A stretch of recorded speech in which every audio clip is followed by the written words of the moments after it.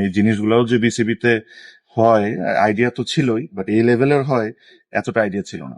খালাম্মা, আমি যাকে ডাকি খালাম্মা, একজন ছিলেন যেনার দায়িত্ব হলো বাথরুমটাকে পরিষ্কার রাখা, উনি ছিলেন। বিসিবিতে যে আমি জিজ্ঞেস করলাম যে আমরা যে ক্লিনিং সার্ভিসটা আছে এদেরকে পার পার্সন কত টাকা করে দিই, তখন জেনে অবাকি হলাম যে 650 টাকা করে দিই। তো তখন আমি জিজ্ঞেস করলাম যে 650 টাকা করে দিই, তাহলে এরা 300 টাকা কেন পাচ্ছে?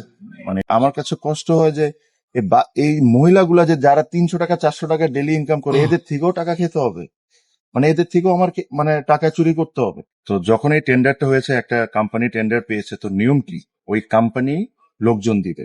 বাট এখন যা হচ্ছে হলো যে ওই টেন্ডার একটা কোম্পানি পাচ্ছে, বিসিবিরই লোকজন এই 30-40 জন ক্লিনার দিচ্ছে, ওই কোম্পানি টাকাটা বিসিবির থেকে নিয়ে বিসিবির লোকজনকে দিচ্ছে, টাকাটা নিয়ে তার মতো করে ক্লিনারদেরকে দিচ্ছে, আর যার প্রফিটটা তা রেখে নিচ্ছে। তো তখন আমি ওই ক্লিনিং সার্ভিসকে বললাম, মানুষকে আমি বললাম যে ভাইয়া, আপনাকে 650 টাকা করে দেওয়া হয়, আপনি তো এখানে ফ্রি সার্ভিস দিতে আসেন নাই, আপনি এখানে লাভ করবেন বা আপনার কিছু খরচ টরচ থাকবে।